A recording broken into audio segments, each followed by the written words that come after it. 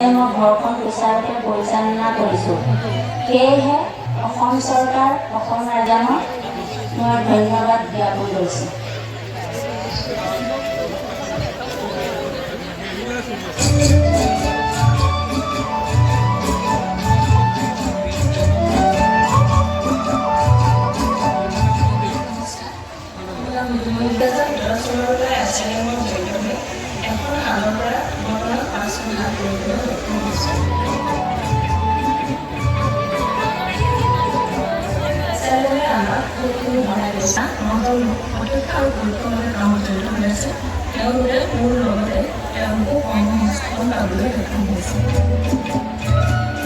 মহিলা সবলীকৰণৰ ওপৰত যি গুৰুত্ব প্ৰদান কৰিলে তাৰ বাবে শতবাৰ ধন্যবাদ জনাবই লাগিব।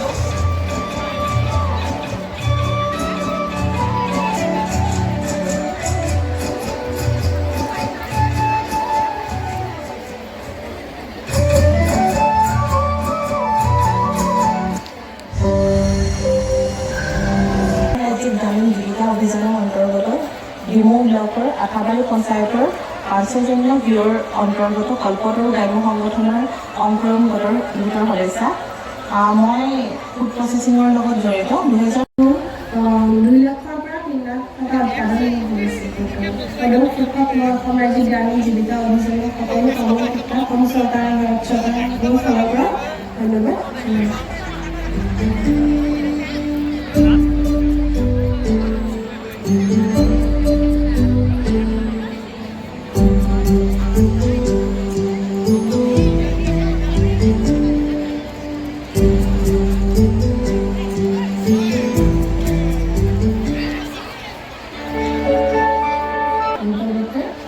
ব্লক লেকচাৰ জিপি অন্তৰ্ভুক্ত 5টা CLF অন্তৰ্গত ইউনিয়ন ভিঅ'ৰ ৰাজনৈতিক গ্ৰুপৰ আত্মসহায়কৰ এজন আমি সদস্য। গোটটো 2021 আৰম্ভ হৈছে।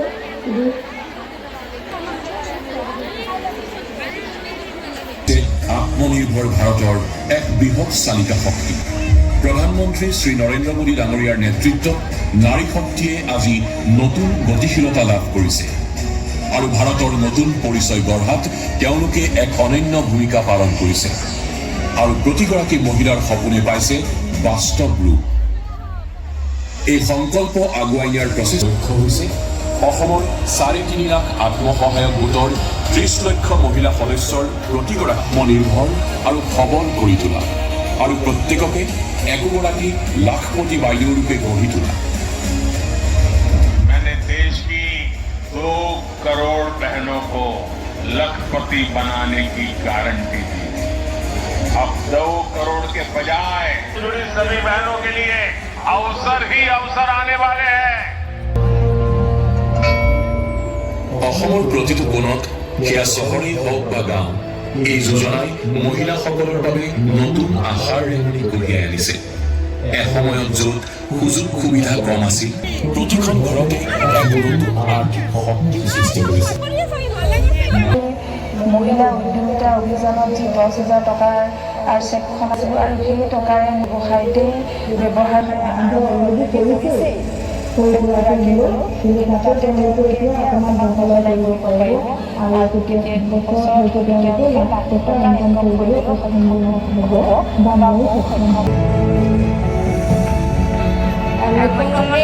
চেক বিতৰণত আজি 10,000 টকাৰ চেক পাই ময়ো আনন্দিত। আৰু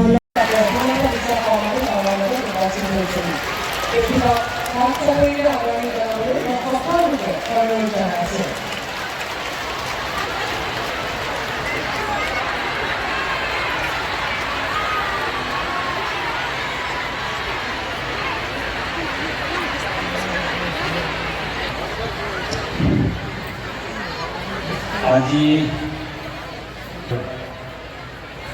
দুৰ্ন বিধানসভা সমষ্টিৰ এই দুৰ্ন মহোদয় খেলপথাৰত সমাৰম্ভ কৰিবলৈ আমাৰ আটাইৰে মৰমৰ কথা অসমৰ সৰ্বকালৰ সৰ্বশ্ৰেষ্ঠ মুখ্যমন্ত্ৰী ডক্টৰ হিমন্ত বিশ্ব শৰ্মা ডাঙৰীয়া।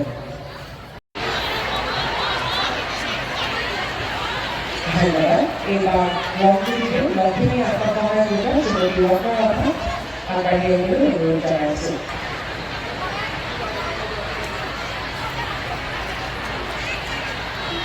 ধন্যবাদ। এইবাৰো ৰংগুলিৰে সংবাদ কিনাৰ আত্মসহায়ক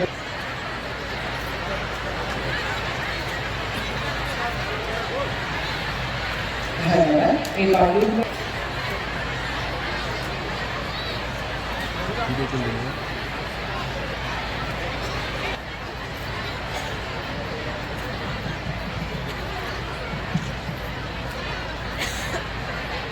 ধন্যবাদ। এইবাৰো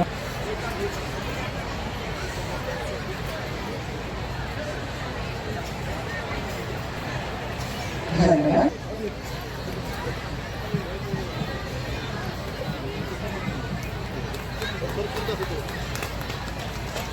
ধন্যবাদ মহোদয়।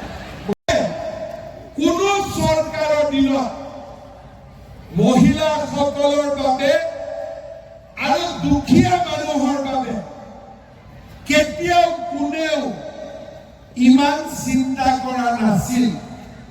আজি আমাৰ প্ৰধানমন্ত্ৰী ডাঙৰীয়া আৰু তেওঁৰ নেতৃত্বত আমি সকলোৱে অসমৰ উন্নয়নৰ বাবে কাম কৰিছো। আমাৰ দৰিদ্ৰ দুখীয়া মধ্যবিত্ত পৰিয়ালসমূহে আজি উন্নতিৰ পথলৈ যাব পাৰিছে। সেইকাৰণে আপোনালোকে মনত ৰাখিব যে ইলেকশ্যন আহিলে সকলোৱে কি চিনত ভোট দিব লাগিব? অলপ ডাঙৰ কৰি ক'ব, সকলোৱে ক'ব কি চিনত ভোট দিব লাগিব? এইফালে ডাঙৰকৈ কোৱা নাই, কি চিনত ভোট দিব লাগিব? পদুমৰ চিনত ভোট দিব লাগিব, যাতে আমি এনেকৈ আগবাঢ়ি গৈ থাকিব পাৰো। এনেকৈ আমাৰ সমাজখন যাতে আগবাঢ়ি গৈ থাকিব পাৰিব। মাসকল, এতিয়া 2টা বাজিলে। আমি 28,000 মহিলাই যদি চেক লওঁ, ৰাতি 6টা 7টা বাজিব, ঘৰত যাওঁতে অসুবিধা হ'ব। কিন্তু চেকখনো আমি ইয়াতে ল'ব লাগিব। যদি চেকখন ইয়াত নলওঁ, বোলে ঘৰৰ পৰা লওঁ, আকৌ 200-250 টকা খৰচা হ'ব। হ'বনে না? যাৰ হাততে চেকখন থাকে সি দিওঁতে আকৌ 200 টকা 50 টকা 100 টকা খুজি থাকিব। হয়নে? মই ঠিক কৈছো নে নাই? সেইকাৰণে চেকখন ইয়াতে লৈ যাব লাগিব। গোটৰ সভানেত্ৰীসকলে হাত দাবা। সভানেত্ৰীসকলে বঢ়িয়া। আপোনালোকৰ লগতে মেম্বাৰবিলাক বহি আছে নে? বঢ়িয়া। আমি চেক কেইখন ভিঅ বাইদেউসকলক দি দিম। এটা ভিঅত 20টা 22টা 18টা গোট থাকে। সভানেত্ৰীসকল তাতে উঠি যাব, সেইফালে উঠি যাব, এইফালে উঠি যাব, যাৰ যেনেকে নম্বৰ লগোৱা আছে। তাৰ পৰা আপোনালোকে চেকখন লৈ আহিব 10খন। আমি ইয়াতে মেম্বাৰবিলাকৰ মাজত ইয়াতে ভগাই দিব। 1 ঘণ্টাতে চব কাম হৈ যাব। ভাল হ'বনে বেয়া হ'ব? আকৌ এবাৰ বুজি লওক।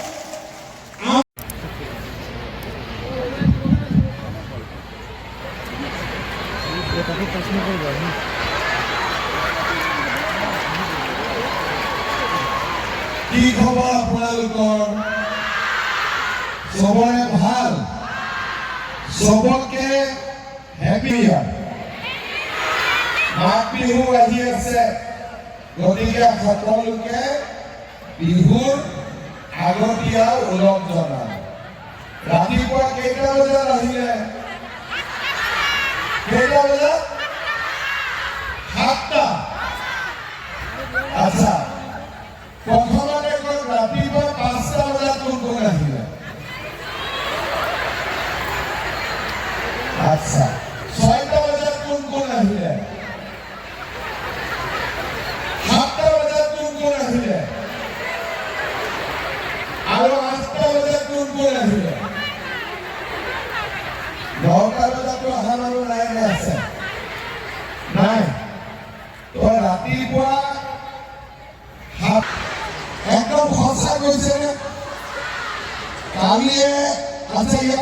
কাৰ নিজৰ মোবাইল ফোন আছে হাত উঠাওকচোন যাৰ যাৰ মোবাইল ফোন আছে ইগৰাকীয়ে সিগৰাকীৰ লগত কালি কথাই পাতি আছে হয়নে নহয় কেতিয়া যাব লাগিব বুলি হয় 20 ফেব্ৰুৱাৰী কোনোবাই 1,000 টকাও পাব আকৌ কোনে কাৰ কাৰ অৰুণোদয় আছে হাত উঠাওক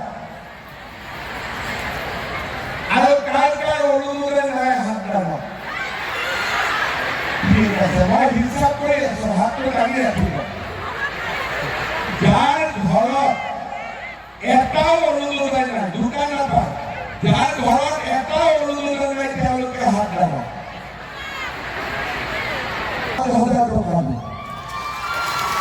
ভাল হ'বনে বেয়া হ'ব আৰু যিসকলে অৰুণোদয় পোৱা নাই তেওঁলোককো মই অৰুণোদয় পোৱাৰ ব্যৱস্থা কৰি দিম হ'ব যোনে যোনে পাব লাগে তেওঁলোকে পাই যাব আকৌ মাতিম এইবাৰ আমি আপোনালোকক 25,000 টকাকৈ আমি আপোনালোকক দিম কাৰ কাৰ মনত বিশ্বাস আছে 25,000 ল'ব পাৰিব বুলি আছে ঠিক আছে যিসকলে 25,000 ল'ব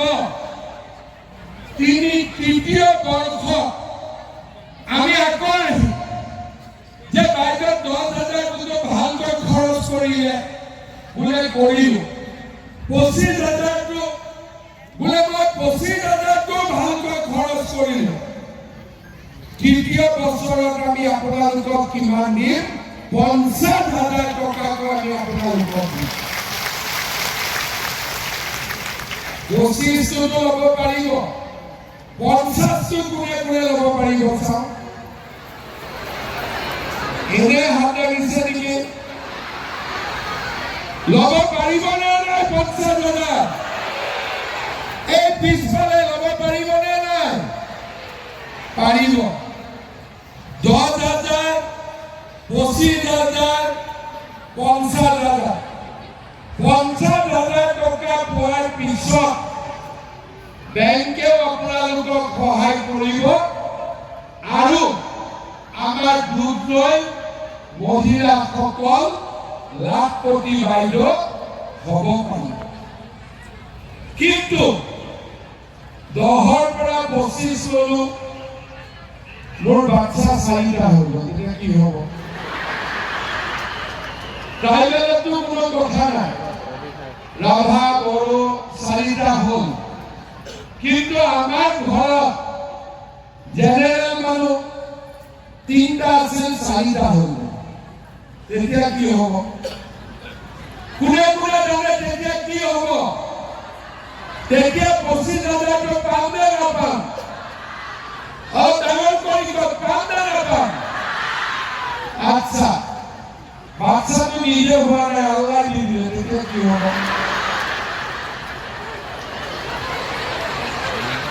এতিয়া মই যাকে সুধো যে মা তোৰ 5টা বাচ্চা কেনেকে হ'ল আজিকালি দিনত 5টা বাচ্চা পঢ়োৱা খুনোৱা কিমান কষ্ট বোলে মামা মোৰ হোৱা নাছিল আল্লাহ দি দিলে এতিয়া আল্লাহ বাচ্চা দিব পাৰে নেকি বাচ্চা কোনে দিয়ে গিৰিয়েক ঘৈণীয়েকে আলোচনা কৰি ঘৰৰ বাচ্চা জন্ম হয়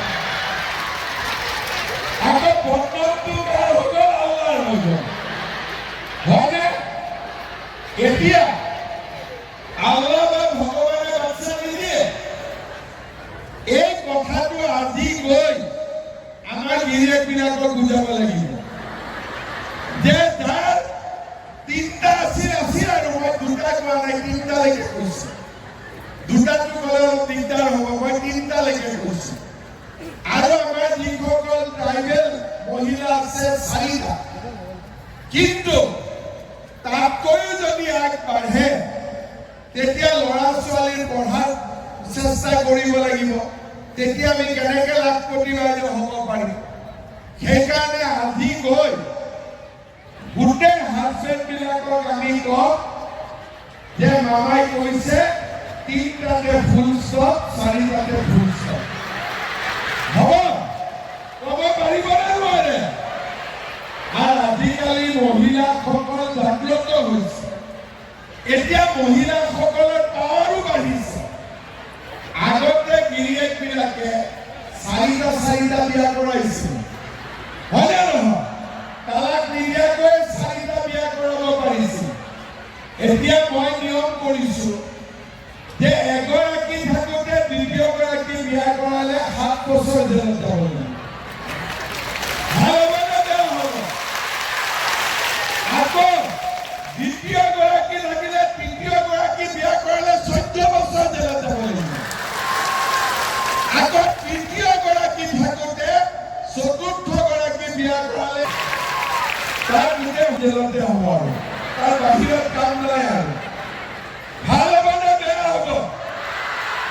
এতিয়া মহিলাবিলাকৰ ক্ষমতা বাঢ়ি গ'ল। 8 তাৰিখে মহিলাসকলে গিৰিয়েকে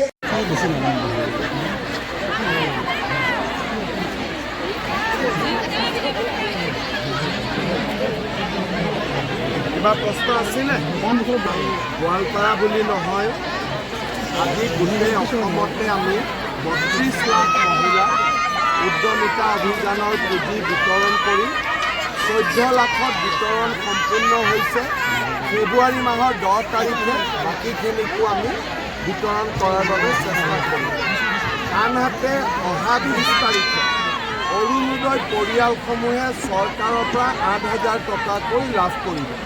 খুব কম দিনতে মই আকৌ পশ্চিম গোৱালপাৰালৈ আহিম আৰু আমাৰ মন্ত্ৰীসকলে পূব গোৱালপাৰা আৰু জলেশ্বৰতো পুঁজি বিতৰণ কৰিব। গোৱালপাৰা জিলাৰ সকলোৱে এই পুঁজি লাভ কৰিব। গোৱালপাৰাত নিশ্চয় হৈছে বহুত মুক্ত হৈছে, কিন্তু এতিয়া বহুত বাকী আছে। চলি থাকিব। এইকেইদিন হোজাইত কাম কৰি আছে। এখনৰ পিছত এখন জিলা, বহুত বিঘা মাটি। এতিয়া 1,60,000 পাইছোঁহে, কিন্তু মিনিমাম 12 লাখ বিঘা মাটি আছে। লাহে লাহে হৈ থাকে। ছাৰ, বহু সময়ত আমি অভিযোগ পাওঁ মানে অচিন লোক গোৱালপাৰা প্ৰৱেশ কৰিছে, আহিছে, ডেভেলপমেণ্ট কৰিছে। এতিয়া চৰকাৰৰ হাতত এইটো সুবিধা আছে যে নিৰ্দিষ্ট কমপ্লেইন পালে এতিয়া ট্ৰিব্যুনেল নালাগে, DC তাতে বিচাৰ হ'ব পাৰে আৰু DCয়ে 24 ঘণ্টাৰ ভিতৰত তেওঁলোকক দেশৰ পৰা বহিষ্কাৰ কৰিব পাৰে।